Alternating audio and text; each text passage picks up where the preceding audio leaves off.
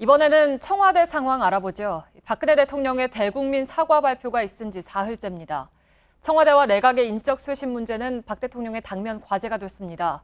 이번 최순실 씨 파문에 따른 박 대통령의 인사 조치는 그 시기와 폭, 대상에 따라서 대통령 또는 청와대가 이번 사태를 얼마나 엄중하게 받아들이고 있는지에 대한 바로미터가 될지도 모르겠습니다. 청와대 취재기자 연결하죠.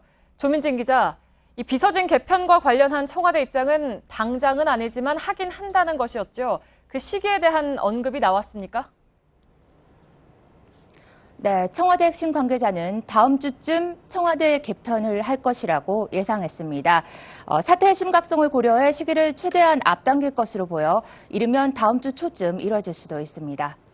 네, 그러면 인사 대상은 어떻게 전망이 됩니까? 야당에서는 청와대 참모진을 전면 교체하라는 요구가 나오기도 했는데 이른바 문고리 3인방 비서관들도 포함이 되는 겁니까?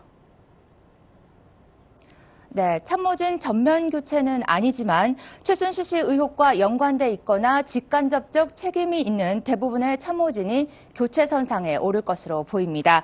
특히 박 대통령의 의원 시절 보좌관으로 시작해 지금까지 18년 동안 수행해온 정호성 부속비서관, 그리고 이재만 총무비서관, 안봉근 국정홍보비서관 등 이른바 3인방도 교체될 것이란 전망이 나왔습니다.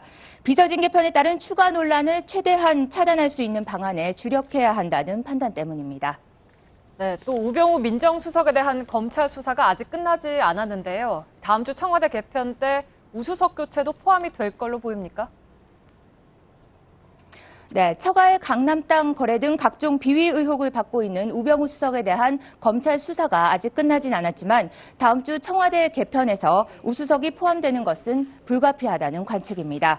특히 민정수석이란 자리는 최순실 씨와 같은 대통령 측근 관리에 책임이 있고 검찰 수사에 영향을 미칠 수도 있는 자리란 점에서 이번 개편에 포함될 전망입니다. 네, 우선 청와대 개편을 하고 추후에 개각을 검토한다는 게 청와대 입장으로 파악돼 있지요. 어제 청와대는 거국 중립내각 구성에 대해서 부정적이라고 했는데 정치권에서는 여야를 아울러서 거국 내각 요구가 나오고 있습니다. 혹시 청와대 기류의 변화는 없습니까? 네, 청와대는 여전히 부정적입니다. 청와대 내부에선 박근혜 정부를 식물 정부로 만들자는 의미가 아니냐며 실권을 행사하는 총리가 야권 인사가 될 경우 결국 야당 정권이 될 것이란 말도 나왔습니다. 네, 또 오늘 독일 현지에서 최순실 씨를 인터뷰한 언론 보도가 있었죠. 청와대에서 어떤 반응이 나옵니까? 일단 최순실 씨의 소재가 파악됐다고 볼 수 있기 때문에 송환에 총력을 기울일 것이라는 게 청와대 입장입니다. 하지만 최 씨가 대부분의 의혹을 부인한 인터뷰 내용에 대해선 언급 자체를 삼가는 분위기였습니다. 네, 청와대에서 조민진 기자였습니다.